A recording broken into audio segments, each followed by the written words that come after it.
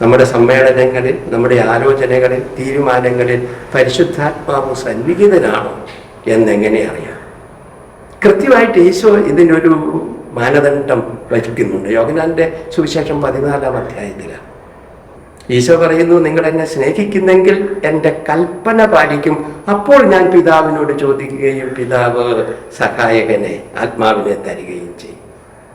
അതായത് ആത്മാവിനെ ചോദിക്കാനും ലഭിക്കാനുമുള്ള ഒരു മുൻ ഉപാധിയായിട്ട് ഈശോ വെക്കുന്നത് കൽപ്പന പാലിക്കുക.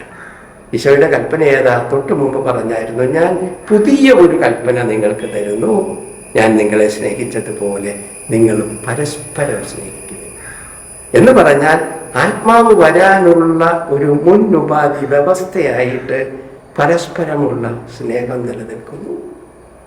ആത്മാവിൻ്റെ ഫലങ്ങളെ കുറിച്ച് പറയുമ്പോൾ പൗലോസ്ലീഹ സ്നേഹമാണ് ഒന്നാമത്തെ ഫലമായിട്ട് പറയുന്നത്. കൊറിന്തോസുകാർക്കുള്ള ലേഖനത്തിൽ ദാനങ്ങളെ കുറിച്ച് പറയുമ്പോഴും സർവോത്കൃഷ്ടമായ ആത്മാവിൻ്റെ ദാനം സ്നേഹമാണെന്നാണ് പറയുന്നത്. അങ്ങനെയെങ്കിൽ ആത്മാവ് വരാനുള്ള മുന്നുപാധിയായിട്ടാണെങ്കിലും അഥവാ അതിൻ്റെ ഫലമായിട്ടാണെങ്കിലും ആത്മാവ് വന്നോ ഇല്ലയോ എന്നറിയാനുള്ള അടയാളം, ടെസ്റ്റ് ഡോസ് എന്ന് പറയുന്നത് സ്നേഹമാണ്. അസീസി പുണ്യാളൻ്റെ ഒരു കഥ ഈയിടെ പോവിയച്ചൻ പറഞ്ഞതാണ്. ഞാൻ അല്പം ഒന്ന് മാറ്റി പറയുക. അസീസി യാത്രയിലിടയ്ക്ക് കണ്ട മരത്തോട് പറഞ്ഞു, നീ എന്നോട് സ്നേഹത്തെക്കുറിച്ച് പറയുക. അത് കേട്ടപടി മരം തുലഞ്ഞു.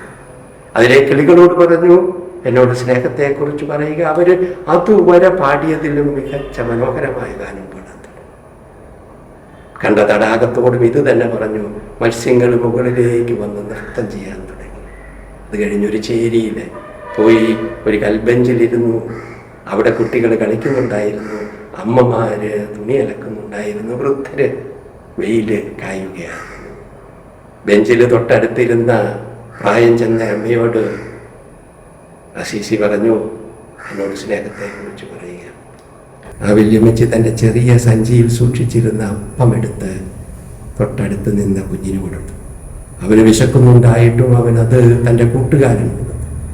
അവൻ അവൻ്റെ കൂട്ടുകാരൻ കൊടുത്ത് അങ്ങനെ കൈമാറി ഈ അപ്പം അമ്മമാരുടെ കയ്യിലേക്ക് ചെന്നു. അവരും കൈമാറാൻ തുടങ്ങി. അവസാനം ഇത് വൃദ്ധരുടെ കയ്യിൽ എത്തിച്ചേർന്നു. അപ്പോൾ ഈ പ്രായം ചെന്ന വൃദ്ധയായ അമ്മ ഫ്രാൻസിസിൻ്റെ കണ്ണുകളിലേക്ക് നോക്കി. ആ കണ്ണുകൾ നിറഞ്ഞൊഴുകുകയായി. അവരനെ ചേർത്ത് പിടിക്കുന്നതാണ് സ്നേഹം.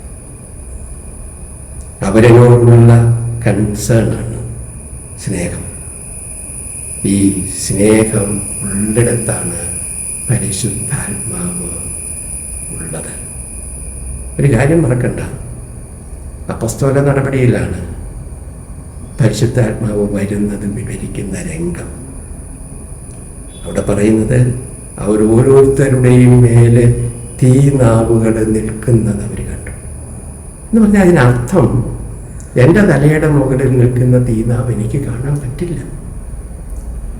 എന്നാൽ എൻ്റെ അടുത്ത് നിൽക്കുന്നവരുടെ തല മുകളിലുള്ള തീനാവ്, അവരെൻ്റെ വ്യത്യസ്തനായവൻ്റെ വ്യത്യസ്തമായ അഭിപ്രായം പറയുന്നവൻ്റെ കൂടെയുള്ള ആത്മാവിനെ, ദൈവചൈതന്യത്തെ കാണാൻ തിരിച്ചറിയാൻ പറ്റുമ്പോഴാണ് എന്നിലും ആത്മാവ് ഉള്ളത്, പോരാ സമൂഹത്തിൽ ദൈവാത്മാവ് ഉള്ളത്.